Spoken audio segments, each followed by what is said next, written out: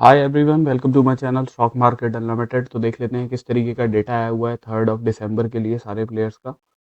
सबसे पहले देखिए, अगर हम रिटेलर्स का डेटा देख के चलते हैं तो हमें क्या दिख रहा है कि इनका डेटा पिछले दिन से थोड़ा सा बुलिश हुआ है। ठीक है, ऑप्शंस का भी प्लस फ्यूचर्स का भी। फ्यूचर्स में इन लोगों ने 8100 कॉन्ट्रैक्ट लॉन्ग साइड के ऐड किए हैं, शॉर्ट साइड के 9200 कॉन्ट्रैक्ट्स क्लोज किए हैं। प्लस ऑप्शंस का आप इनका डेटा देखोगे तो यहाँ से तो अभी हमें देख के पता लगेगा नहीं, बिकॉज आज एक्सपायरी थी तो पोजीशंस क्लोज होती हुई दिखाई दे रही है हमें यहाँ पे।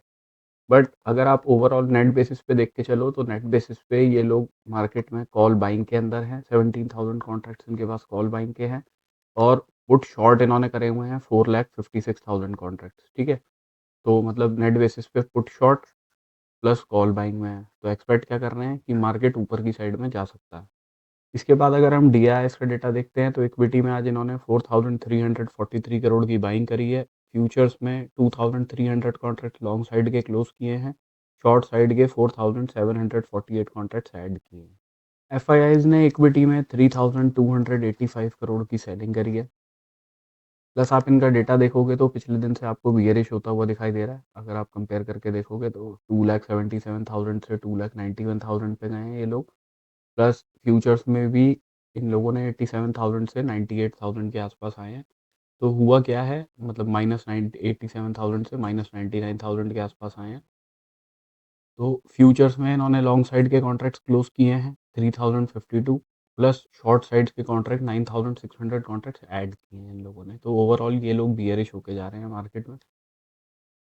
इसके बाद अगर हम प्रोप्राइटरी डेस्क का डेटा देखते हैं तो यहाँ पे हमें दिख रहा है कि पिछले दिन से स्लाइटली बुलिश हुए हैं। ठीक है, पिछले दिन से अगर आप कंपेयर करके देखोगे, ओवरऑल अगर हम देख के चलते हैं तो हमें दिख रहा है कि नेट बेसिस में ये बहुत स्लाइटली कॉल बाइंग के अंदर भी हैं और पुट बाइंग इन्होंने ज़्यादा करी हुई है पिछले दिन से अगर हम देखते हैं तो नेट बेसिस में है तो लॉन्ग स्ट्रैडल के अंदर, बट पुट बाइंग इनके पास ज़्यादा है। तो एक्सपेक्ट क्या कर रहे हैं कि भाई मार्केट अगर नीचे की तरफ गिर जाएगा तो इनका ज़्यादा पैसा बन जाएगा उस केस में। निफ्टी की अगर हम ऑप्शन चेन देख के चलते हैं तो PCR 0.73 पे चल रहा है। ऑल्दो देखिए ऑप्शन चेन कल से ही प्रॉपरली बननी शुरू होगी, तो आज से ज़्यादा इस ऑप्शन चेन पे ध्यान देने का कोई पॉइंट एज सच है नहीं अभी। ठीक है, मैक्सिमम हम जो देख सकते हैं वो ये देख सकते हैं कि 26,200 पे हमें कॉल राइटर्स की मैक्सिमम पोजीशंस दिखाई दे रही हैं। ठीक है, तो यहाँ पे 101 पॉइंट्स का प्रीमियम चल रहा है, तो आप यहाँ पे ऐड कर लो तो 280 से 300 वाली रेंज जो है वो मार्केट के लिए रेजिस्टेंस का काम करेगी। प्लस 26,000 जो राउंड ऑफ नंबर निकल के आता है, वहीं पे मैक्सिमम पुट शॉर्ट की पोजीशन है ना, पुट राइटिंग मतलब मैक्सिमम इसी जगह पे हुई है। और 85 पॉइंट्स का यहाँ पे प्रीमियम चल रहा है, तो आप मान के चलिए 25,950 के आसपास जो है वो सपोर्ट है। तो करंटली जो रेंज निकल के आ रही है वो ऑलमोस्ट आप मान के चलिए 250 से 950, 26,250 से लेके 25,950 के आसपास की निकल के आ रही है। ऑल्दो प्रॉपर ऑप्शन चेन कल से ही बननी शुरू होगी, अभी ज़्यादा कुछ आइडिया आप यहाँ से लगा नहीं सकते हो। अभी देखिए, अगर हम चार्ट्स पे डिस्कस कर लेते हैं तो सबसे पहले निफ्टी डिस्कस कर लेते हैं। निफ्टी के अंदर मैंने आपको बताया था कि इस लेवल के मार्केट नीचे निकलेगा तो हम शॉर्टिंग की अपॉर्चुनिटी देखेंगे। पहले टारगेट अपने 26,075 के थे और दूसरे टारगेट थे 26,024 के। दोनों टारगेट मार्केट ने हिट कर दिए। अब यहाँ से आपको देख के हल्का सा ये लग रहा होगा कि भाई मार्केट ने हल्का सा कंफ्यूजन क्रिएट किया कि इस लेवल के नीचे गया बट क्लोजिंग नहीं दी, क्लोजिंग इसके ऊपर दी, राइट। बट मैंने आपको हमेशा बताया हुआ है कि फ्यूचर्स का चार्ट भी आप लगा के रखा करिए अपने पास में। तो अभी देखिए, मैं अगर आपको फ्यूचर्स का चार्ट दिखा के चलता हूँ तो यहाँ पे आपको क्लियर कट दिखाई देगा कि मार्केट, ये देखिए, ये सपोर्ट का लेवल था, मार्केट इस लेवल के ऊपर गया बट इसके ऊपर क्लोजिंग ही नहीं करी। ठीक है, तो वो पहले की 15 मिनट की कैंडल ने जो है वही आइडिया दे दिया था कि मार्केट ऊपर की तरफ क्लोजिंग नहीं दे रहा और वहाँ से नीचे की तरफ ही आ गया। हमारे दोनों टारगेट जो थे वो भी हिट कर दिए। अब देखिए, अगर 15 मिनट के टाइम फ्रेम के हिसाब से हम देख के चलते हैं फ्यूचर्स के चार्ट पे ही मैं आपको बताऊं तो देखिए, अगर ये आज का जो लो है इसका फ्यूचर्स का, विच इज़ 26,181 के आसपास जो है ये वाला लेवल, अगर मार्केट इसको ब्रेक करता है नीचे की साइड में तो यहाँ पे जो ये गैप है, ये गैप किस एरिया पे है, अगर इस लेवल से हम लगा के देखें तो 26,085 के आसपास का लेवल है। ठीक है, तो अगर ये अपने इन लोस को ब्रेक करता है तो चांसेस बहुत हाई हैं कि मार्केट इस वाले गैप पे एक बार ही जाएगा, बिकॉज गैप पे अब सडनली एकदम मार्केट फर्दर गैप को क्लियर कट नीचे की तरफ नहीं तोड़ता है। तो अगर नीचे की तरफ आता है तो इस लेवल तक का हम टारगेट रख सकते हैं, बिकॉज यहाँ से कुछ छोटा मोटा पुल बैक या बड़ा पुल बैक भी आना है तो वो इस एरिया से आ सकता है। ठीक है ना, तो इसका ध्यान रखिएगा, ये लेवल 26,085 के आसपास का है। तो अब देखिए अगर हम स्पॉट के चार्ट पे ही देख लेते हैं तो एक अच्छा प्रॉफिट आज किया होगा मार्केट के अंदर, मैं एक्सपेक्ट करता हूँ, बिकॉज़ एक्सपायरी का दिन भी था और हमारे दोनों टारगेट्स मार्केट ने हिट किए हैं, तो ऑप्शन बायर्स को भी अच्छा प्रॉफिट हुआ होगा। और मार्केट ने एग्ज़ैक्टली सपोर्ट भी आप देखो यहीं पे आके इधर की साइड में ही मॉर्निंग स्टार बनाया और वहीं से थोड़ा-सा पुल बैक लेने की कोशिश करी। तो अभी अगर हम कल के लिए देख लेते हैं तो नीचे की साइड में तो 26,000 का लेवल है हमारे पास। तो जो भी बियरिशनेस हमें देखनी है वो देखनी है इस लेवल के नीचे ही, ठीक है? अगर 15 मिनट की क्लोजिंग इस लेवल के नीचे आएगी तो हम शॉर्टिंग की अपॉर्च्युनिटी देखेंगे, टारगेट अपने 25,890 के आसपास के रखेंगे, या फिर आप फ्यूचर्स का चार्ट लगा के रखिएगा, उसमें भी मैंने आपको दिखाया है 25,085 का वो लेवल है नीचे की साइड में जहाँ पे गैप है थोड़ा-सा, राइट? तो इन दोनों चार्ट्स को देखते रहिएगा, जिसके अंदर भी मार्केट पहले गैप पे पहुँच जाए, उस टाइम पे आपको अपना प्रॉफिट बुक करना है, ठीक है? इसका ध्यान रखिएगा।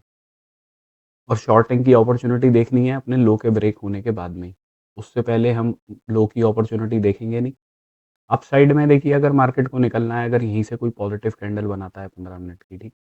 मार्केट अभी अगर हम देख लेते हैं तो 230 के आसपास चल रहा है, गिफ्ट निफ्टी हमारी 213 पे क्लोजिंग आई है, तो 20 पॉइंट के आसपास ऊपर की साइड में चल रहा है। तो अगर मार्केट कुछ फ्लैट खुलता है या छोटा-मोटा गैप डाउन या गैप अप करके भी खुलता है और 15 मिनट की क्लोजिंग इस लेवल के ऊपर देता है, ठीक है? ये 26,057 का लेवल जो है, तो हम बाइंग की अपॉर्च्युनिटी देखेंगे और टारगेट अपने रखेंगे यहाँ तक के ही, जहाँ से मार्केट ने आज एक इस लेवल के सपोर्ट को ब्रेक किया नीचे की साइड में और यहाँ से रेजिस्टेंस लेके नीचे की तरफ आया, ठीक है? तो इस केस में पहले टारगेट्स अपने ये रहेंगे 26,131 के। मैक्सिमम क्वांटिटी अपनी पहले टारगेट पे ही बुक करेंगे, इसके ऊपर फर्दर मार्केट निकलता है तो दूसरा लेवल आपका निकलेगा यहाँ पे, विच इज़ 26,200 का लेवल है, ठीक है? तो इसका ध्यान रखिएगा, ये 2 लेवल रहेंगे अप साइड में। शॉर्ट साइड की अपॉर्च्युनिटी इस लेवल के नीचे देखेंगे, टारगेट यहीं के बन के आते हैं 26,890 के आसपास, या फिर अगर फ्यूचर्स के चार्ट में जो पे जहाँ पे भी पहले हिट हो जाएगा ये गैप वाला लेवल। अगर मार्केट कोई गैप अप करके भी खुलता है, यहाँ पे खुलता है, अब देखिए डायरेक्टली अगर ऊपर की साइड में चला गया तो कुछ कर नहीं सकते, फिर इस लेवल पे हम देखेंगे 26,131 के आसपास पे कि मार्केट इस लेवल के ऊपर जाके क्लोजिंग दे रहा है या नहीं दे रहा। ठीक है, अगर मार्केट इस लेवल के ऊपर जाएगा बट क्लोज नहीं करता, विक बना के नीचे की तरफ ही आ जाता है, तो हम वहाँ से एक शॉर्टिंग की अपॉर्च्युनिटी देख सकते हैं और अपने इन वाले लेवल्स को टारगेट कर सकते हैं, विच इज़ 26,057 के आसपास। अदरवाइज़ गैप अप करके ही कुछ खुल जाता है, 15 मिनट की क्लोजिंग भी इस लेवल के ऊपर ही दे देता है। बल्कि मैं कहूँगा आप यहाँ तक का वेट कीजिएगा, थोड़ा-सा और ऊपर का लेवल है 26,150 का लेवल, ठीक है? अगर गैप अप करके खुलता है और 15 मिनट की क्लोजिंग भी इस लेवल के ऊपर देता है, तो बाइंग की अपॉर्च्युनिटी देखेंगे, टारगेट अपने 26,228 के रखेंगे उस केस में। अगर यहाँ कहीं पे खुलता है और इनिशियली नीचे की तरफ आता है, तो हमारे लिए अच्छा है, क्योंकि हमें शॉर्टिंग की अपॉर्च्युनिटी देखनी है इस लेवल के नीचे ही, राइट?